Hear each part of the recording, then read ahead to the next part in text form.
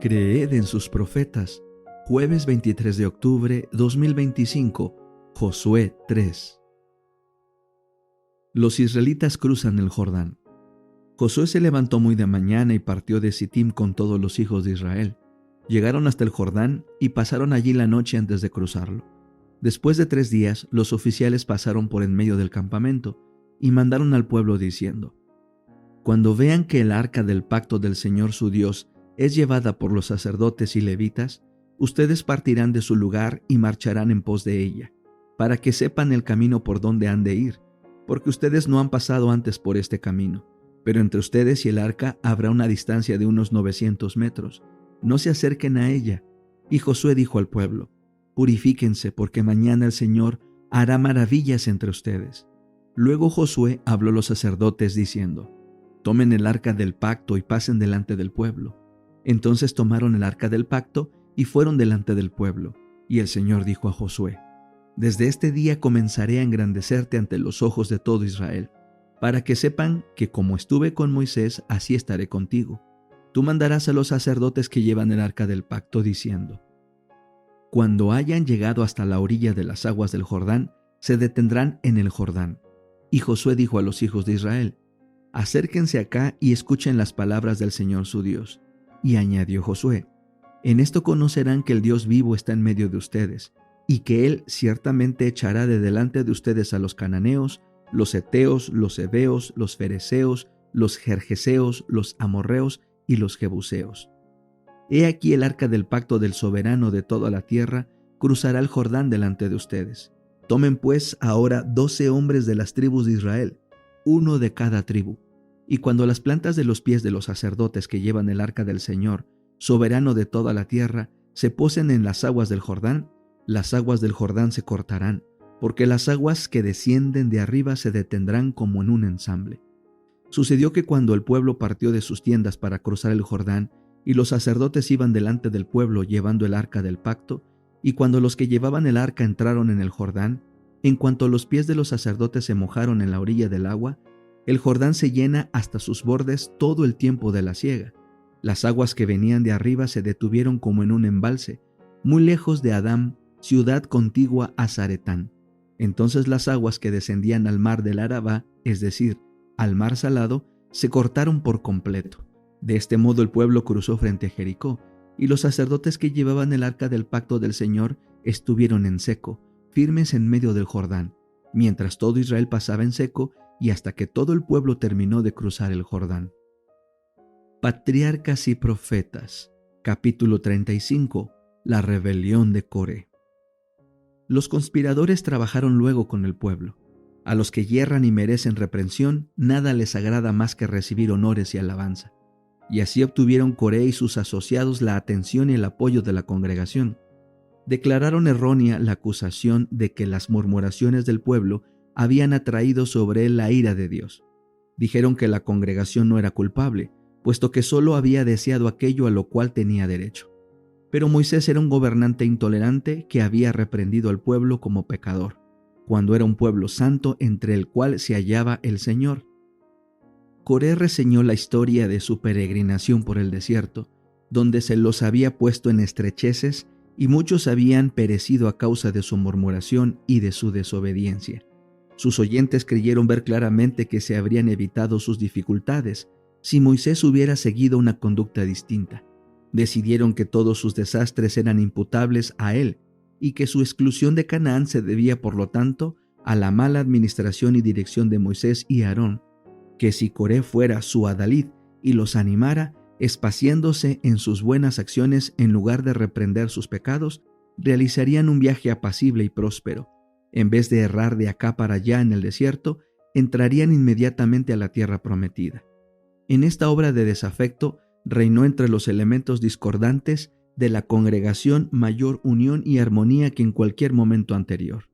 El éxito de Coré con el pueblo aumentó su confianza y confirmó su creencia de que si no se le reprimía la usurpación de la autoridad por Moisés, resultaría fatal para las libertades de Israel.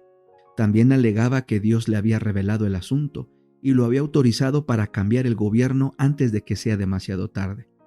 Pero muchos no estaban dispuestos a aceptar las acusaciones de Coré contra Moisés. Recordaban la paciencia y las labores abnegadas de este último, y el recuerdo perturbaba su conciencia. Fue necesario, en consecuencia, atribuir a algún motivo egoísta el profundo interés de Moisés por Israel, y se reiteró la vieja imputación de que los había sacado a perecer en el desierto a fin de apoderarse de sus bienes. Por algún tiempo esta obra se desarrolló secretamente. No obstante, tan pronto como el movimiento adquirió suficiente fuerza como para permitir una franca ruptura, Coré se presentó a la cabeza de la facción y públicamente acusó a Moisés y a Aarón de usurpar una autoridad que Coré y sus asociados tenían derecho a compartir. Alegó además que el pueblo había sido privado de su libertad y de su independencia. «Basta ya de vosotros, toda la congregación, todos ellos son santos y en medio de ellos está Jehová.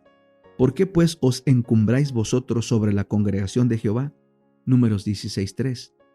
Moisés no había sospechado la existencia de tan arraigada maquinación, y cuando comprendió su terrible significado, cayó postrado sobre su rostro en muda y fervorosa súplica a Dios. Se levantó entristecido, pero sereno y fuerte. Había recibido instrucciones divinas. Mañana mostrará Jehová quién le pertenece y quién es santo, y hará que se acerque a él. Al que él escoja, lo acercará a sí. Números 16. La prueba se postergó hasta el día siguiente, a fin de dar a todos tiempo para reflexionar. Entonces, los que aspiraban al sacerdocio debían venir cada uno con un incensario y ofrecer incienso en el tabernáculo en presencia de la congregación.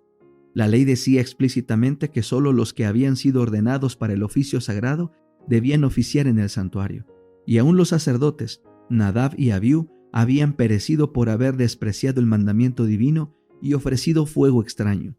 No obstante, Moisés desafió a sus acusadores a que refirieran el asunto a Dios, si atrevían a hacer una declaración tan peligrosa. Hablando directamente a Coré y a sus asociados levitas, Moisés dijo: «¿Os es poco que el Dios de Israel os haya apartado de la congregación de Israel, acercándoos a él para que ministréis en el servicio del tabernáculo de Jehová y estéis delante de la congregación para ministrarles?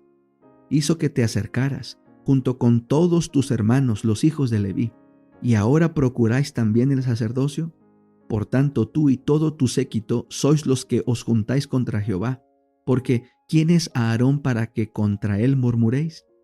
Datán y Abiram no habían asumido una actitud tan atrevida como la asumida por Coré, y Moisés, movido por la esperanza de que se hubieran dejado atraer por la conspiración sin haberse corrompido totalmente, los llamó a comparecer ante él para oír las acusaciones que ellos tenían contra él, pero no quisieron acudir e insolentemente se negaron a reconocer su autoridad.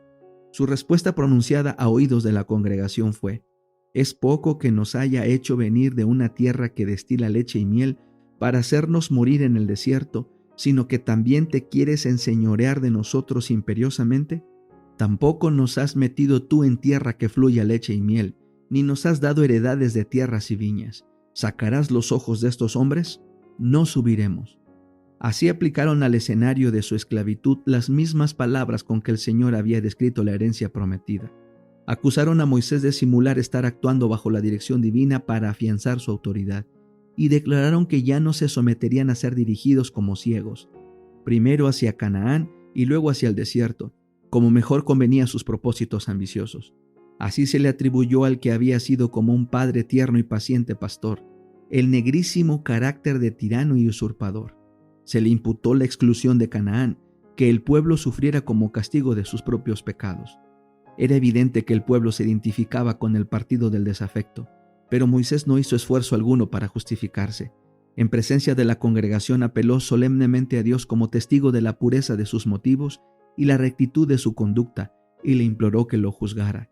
Al día siguiente, los 250 príncipes encabezados por Coré se presentaron con sus incensarios. Se los hizo entrar en el atrio del tabernáculo mientras el pueblo se reunía afuera para esperar el resultado.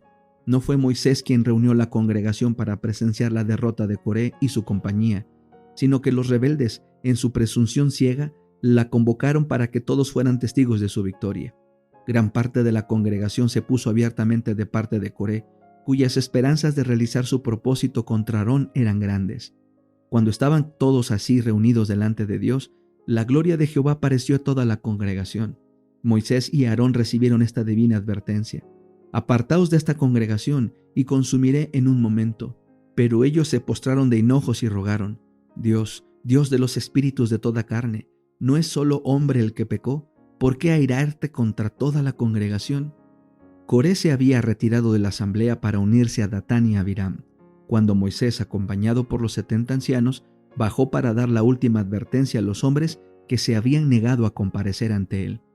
Como multitudes lo seguían, antes de pronunciar su mensaje, Moisés ordenó al pueblo por instrucción divina: apartaos de las tiendas de estos hombres impíos y no toquéis ninguna cosa suya, porque no perezcáis por todos sus pecados. La advertencia fue obedecida, porque se apoderó de todos la aprensión de que iba a caer un castigo. Los rebeldes principales se vieron abandonados por aquellos a quienes habían engañado, pero su osadía no disminuyó. Se quedaron de pie con sus familias a las puertas de sus tiendas, en abierto desafío a la advertencia divina.